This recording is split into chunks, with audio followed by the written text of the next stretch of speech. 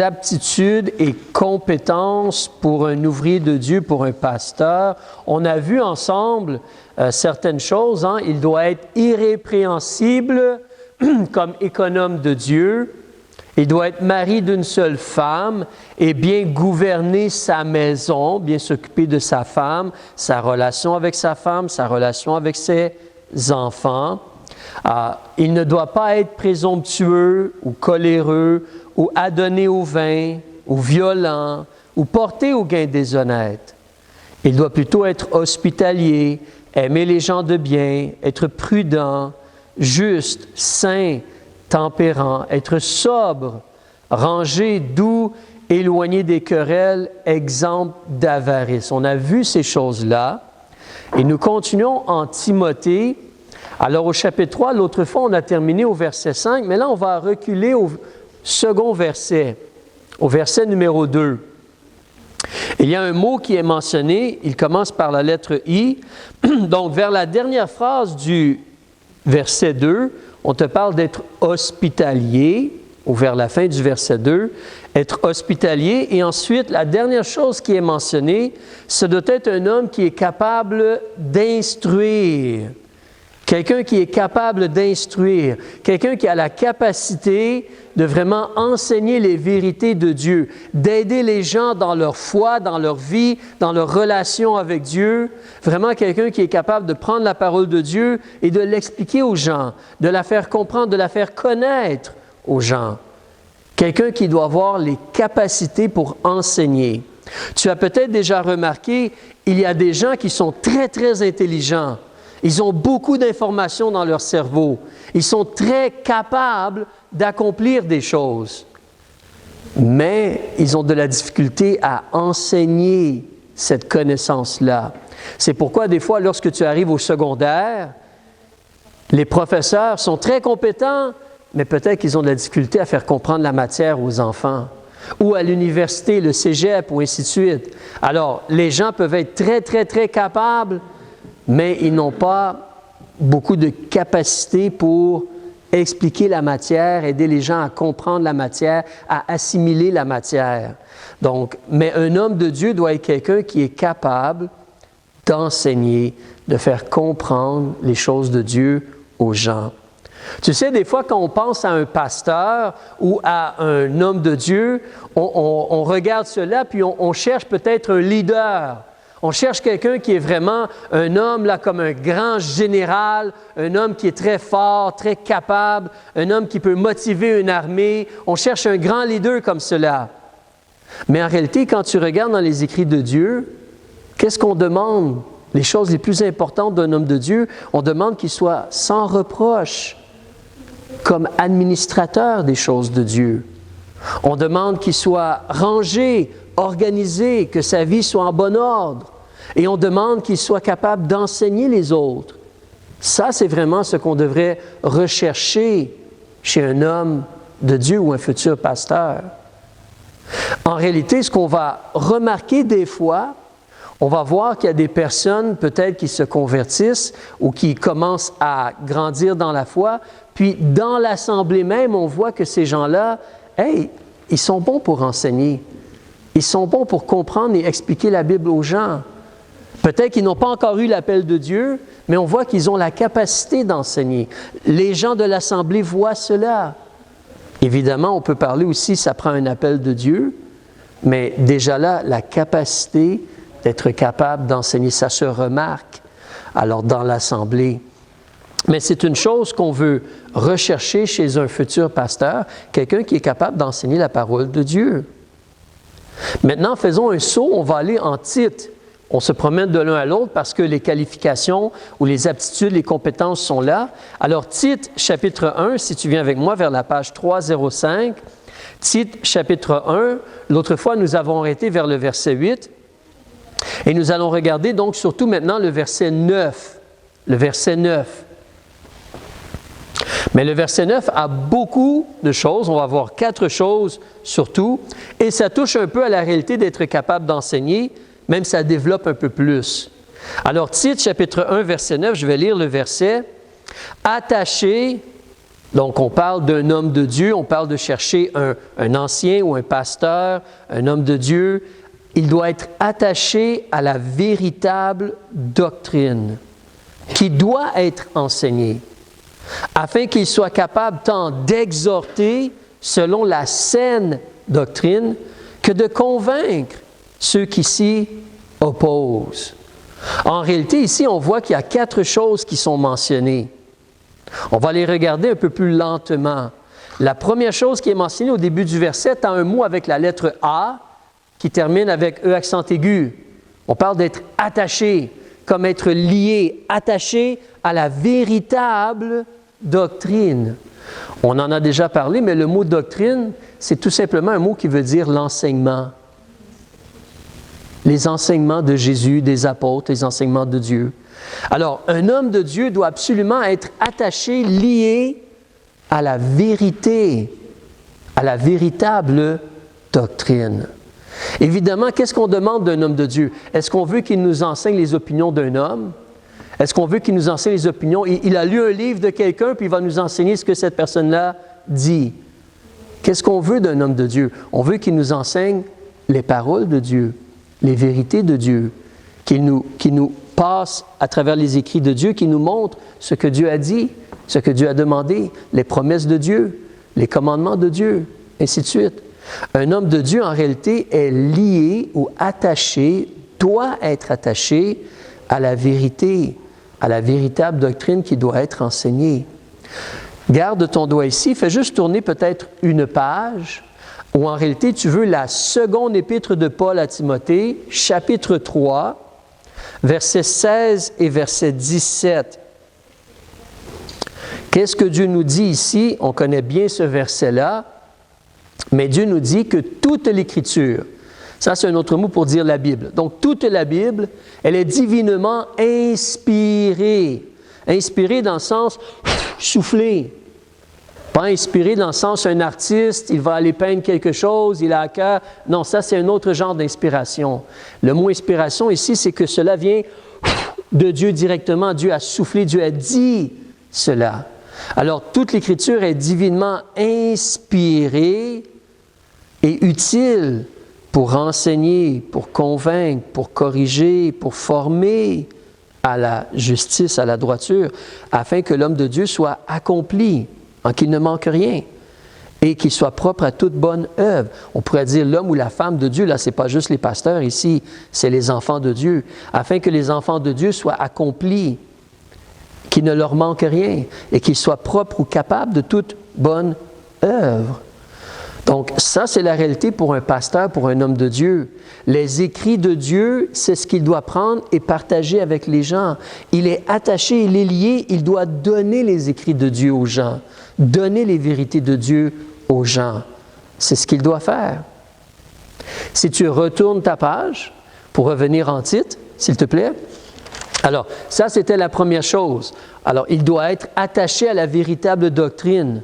Ensuite, dans cette même phrase-là, si tu la continues avec moi, dans le verset 9, donc il doit être attaché, il est lié, il ne peut pas enseigner, il ne devrait pas enseigner d'autres choses, les opinions, les croyances, ce que le bureau-chef pense, ce que son Église... Ce qui est important, c'est qu'est-ce que Dieu dit, qu'est-ce que la Bible a dit.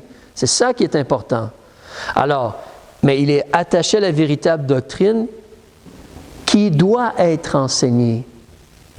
Alors, il n'est pas seulement attaché, il faut qu'il l'enseigne aussi. Alors ça, c'est l'idée de capable d'instruire qu'on a lu en Timothée. Donc, un homme de Dieu doit enseigner la saine doctrine. Il doit enseigner la véritable doctrine. Il doit partager les paroles de Dieu. Il doit enseigner clairement ce que Dieu, il dit par sa parole. C'est là que si tu t'arrêtes, puis on réfléchit un petit peu de façon simple, qu'est-ce qu'un homme de Dieu devrait faire? Il devrait parler de Dieu, du vrai Dieu, pas une idole, pas un Dieu qu'il s'est inventé, mais le vrai Dieu, le Dieu souverain. Alors, on nous parle justement de Dieu qui s'est fait connaître. Il y a un seul Dieu, le Père, le Fils ou la Parole et l'Esprit.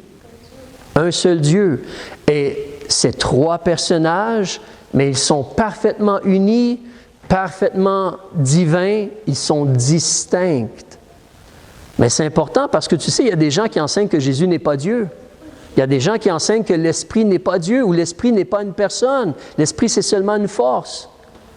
Ils se disent être chrétiens, ils disent prendre la Bible, mais ils enseignent autre chose.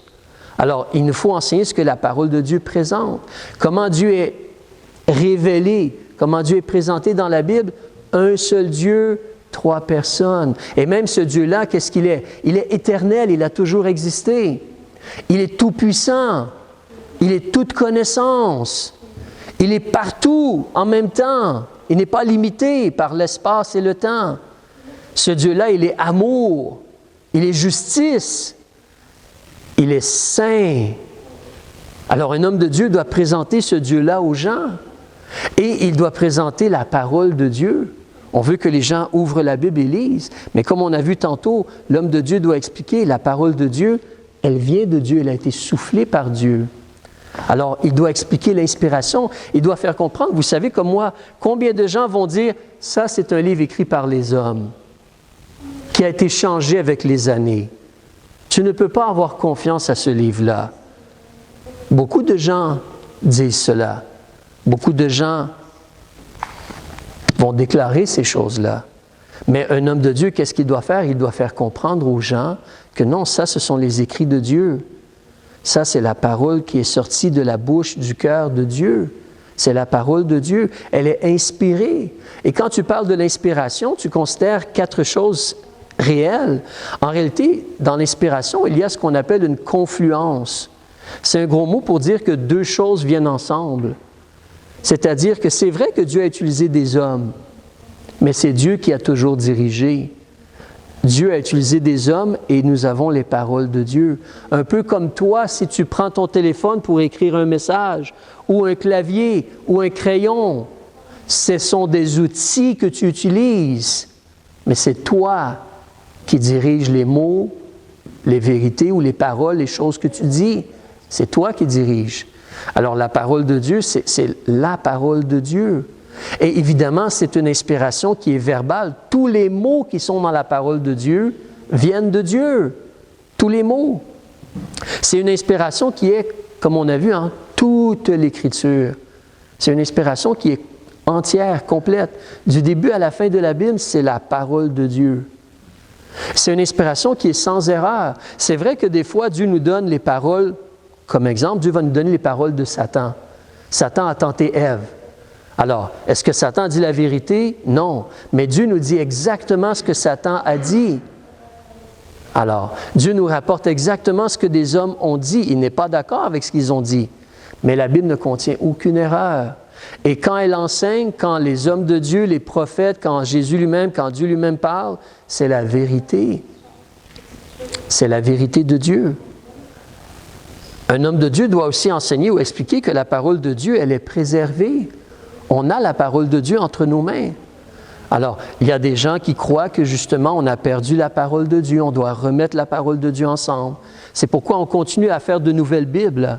On pense qu'on n'a pas encore la parole de Dieu, on la cherche ou quoi que ce soit. Mais un homme de Dieu doit faire comprendre aux gens, doit expliquer que non, la parole de Dieu, elle a été mise ensemble par Dieu, puis depuis les années 200 ou quoi que ce soit, on a la parole de Dieu qui est disponible. Elle a été traduite dans différentes langues, mais la parole de Dieu, elle est disponible. Évidemment, un homme de Dieu doit parler concernant le salut de Dieu, le message de l'Évangile. Il doit prêcher le message de l'Évangile, que Christ est mort pour nos péchés, qu'il a été enseveli et qu'il est ressuscité pour notre justification. Il doit expliquer le sang de Christ qui couvre les péchés. Il doit parler aux gens de la repentance. On doit se détourner du péché et recevoir Jésus comme notre Sauveur. Il prêche, il donne le message du salut éternel, un salut qui ne se perd pas, un salut qui est pour tous les êtres humains. Un homme de Dieu doit aussi parler du jugement de Dieu, de la réalité que Dieu agit pour que tous soient sauvés, mais qu'il y a des comptes à rendre. Il y a un jour de jugement, il y a un lieu de jugement, l'étang ardent de feu et de soufre. Un homme de Dieu doit parler de cela. Il doit parler du jugement de Dieu. Il doit parler aussi concernant le baptême, les choses du baptême.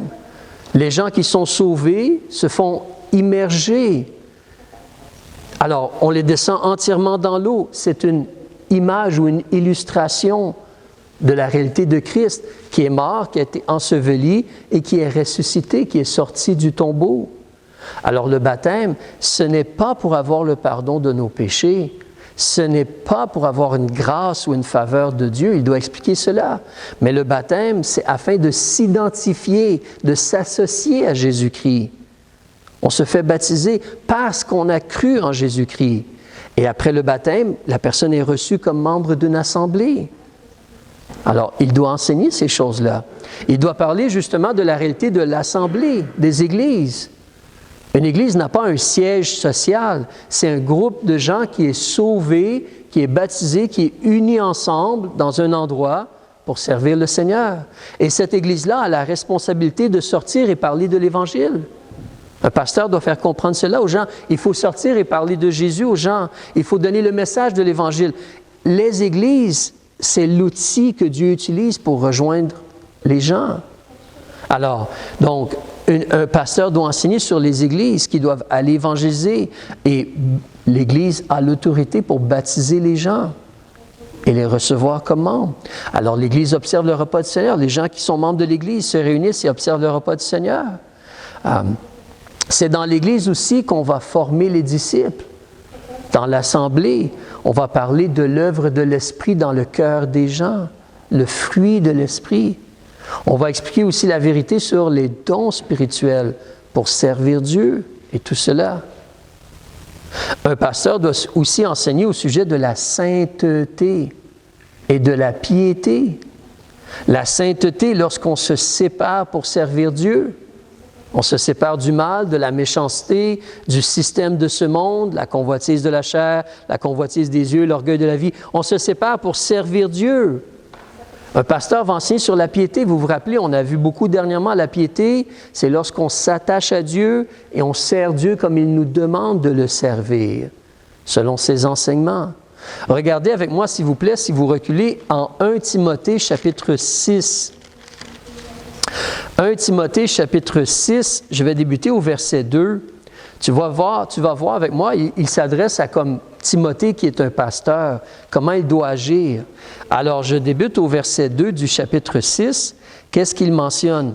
« Et que ceux qui ont des fidèles pour maîtres ne les méprisent point, sous prétexte qu'ils sont frères, mais qu'ils les servent d'autant mieux parce qu'ils sont des fidèles, des bien-aimés, et qu'ils s'appliquent à leur faire du bien. Tu dois enseigner ces choses, tu dois exhorter. Si quelqu'un enseigne autrement et ne s'attache pas aux salutaires paroles de notre Seigneur Jésus-Christ et à la doctrine qui est selon la piété, il est enflé d'orgueil, il ne sait rien, mais il a la maladie des contestations et des disputes de mots, d'où naissent l'envie, les querelles, les médisances, les mauvais soupçons, ainsi de suite. Mais tu vois, il te parle ici que tu ne peux pas enseigner autrement. Toi, homme de Dieu, tu dois enseigner les paroles de Dieu, comme il dit, les salutaires paroles. Ce n'est pas nécessairement être sauvé aussi, mais c'est être délivré de la corruption, délivré de la mauvaise façon de vivre. Les salutaires paroles de notre Seigneur Jésus, la doctrine, l'enseignement qui est selon quoi la piété. La parole de Dieu, elle nous enseigne de vivre comme Dieu demande de vivre. C'est comme le verset qu'on mémorise présentement ce mois-ci. La grâce de Dieu pour le salut de tous les hommes, elle a été manifestée, puis elle nous enseigne à renoncer aux convoitises mondaines et à justement agir aller vers la piété. Faire la piété. Alors, mais c'est ce qu'on voit ici dans la parole de Dieu. Si tu avances dans Tite, chapitre 1 aussi, on a vu cela quand on a commencé en Tite, mais les mots sont similaires. Tite, chapitre 1, qu'est-ce qu'on nous mentionne? On dit que Paul, c'est un serviteur de Dieu, c'est un apôtre de Jésus-Christ. Il est là pour la foi des élus de Dieu et pour la connaissance de la vérité qui est selon quoi? Bien, la piété. Alors, la vérité te mène vers le fait de vivre selon Dieu et ce qu'il demande. Et quand tu tournes la page et tu regardes au chapitre 2, versets justement 11 et 12, la grâce de Dieu pour le salut de tous les hommes a été manifestée. Elle nous enseigne à renoncer à l'impiété et aux convoitises mondaines et à vivre en ce présent siècle, comment? Dans la tempérance, étant retenu, contrôlé, dans la justice et dans la piété. C'est la vérité de l'enseignement de Dieu, cela. Donc, un pasteur doit enseigner concernant notre cœur. Qu'est-ce qu'on veut, qu'est-ce qu'on désire, nos pensées, nos choix, nos actions, nos réactions, nos paroles, notre comportement, notre façon d'utiliser notre vie. Il nous enseigne sur ces choses-là. Il doit nous enseigner concernant comment agir pour être agréable devant Dieu. Un pasteur doit faire ce travail-là. Il va nous enseigner concernant aussi comment on utilise nos yeux et nos oreilles. Vous savez, dans la réalité des choses, présentement, nous avons ce merveilleux engin, le téléphone intelligent. Beaucoup de gens, la plupart des gens en ont un. Et cette chose-là nous mène vers plein de choses que l'on peut visionner, regarder ou écouter. On va appeler cela du divertissement. Mais justement, comment sommes-nous divertis? Est-ce que cela nous édifie? Est-ce que cela nous aide à nous rapprocher de Dieu? Est-ce que cela nous aide à connaître mieux Dieu et à mieux le servir? Alors, un pasteur nous parle concernant ces choses-là. Alors, la façon qu'on se comporte, notre habillement, notre musique, il nous parle concernant les choses pour qu'on soit agréable au Seigneur Dieu et béni. En dernier lieu, on pourrait mentionner aussi qu'un pasteur certainement va parler concernant les choses à venir, le futur. Encore là, dans le verset en titre, chapitre 2 et au verset 13, on te parle de la bienheureuse espérance. Un pasteur doit parler du fait que Jésus va revenir, qu'il y a l'enlèvement. Après ça, il y a un temps de tribulation. Il y a l'Antichrist. La réalité que Dieu va essayer d'agir pour ramener la nation d'Israël vers lui. La réalité ensuite que Jésus revient avec les siens sur la terre. Parce qu'à l'enlèvement, il prend les siens. Mais le monde ne le voit pas nécessairement, ça se fait en un clin d'œil. Mais il revient avec les siens pour régner pendant 1000 ans. Puis il y a l'éternité. Un pasteur doit enseigner sur les choses à venir comme cela. C'est important. Donc, si tu regardes dans Tite, chapitre 1, verset 9, on a vu 2 choses, il en reste 2, on va terminer rapidement. Les 2 autres vont être plus rapides. Mais il doit être attaché à la véritable doctrine qui doit être enseignée. Qu'est-ce qu'il doit faire en 3e lieu? Dans le verset 9, on te parle qu'il doit être capable tant d'exhorter. Un pasteur doit exhorter. Qu'est-ce que ça veut dire, exhorter? Exhorter, ça veut dire encourager. Encourager. Si tu te rappelles, sinon tu peux mettre ton doigt là, mais on a vu tantôt au chapitre 6 en Timothée et le verset 2, à la toute fin, on a dit à Timothée, tu dois enseigner ces choses et tu dois exhorter aussi. Chapitre 6, verset 2, dans la première épître à Timothée, il doit exhorter, c'est son travail. Regarde dans la seconde épître de Paul à Timothée, chapitre 4, et au verset 2, qu'est-ce qu'un pasteur doit faire? Il doit prêcher la parole, insister en temps et hors de temps. Il doit reprendre, censurer, exhorter en toute patience et en instruisant. C'est son travail. C'est là que des fois tu considères, un pasteur va enseigner, va expliquer la parole de Dieu.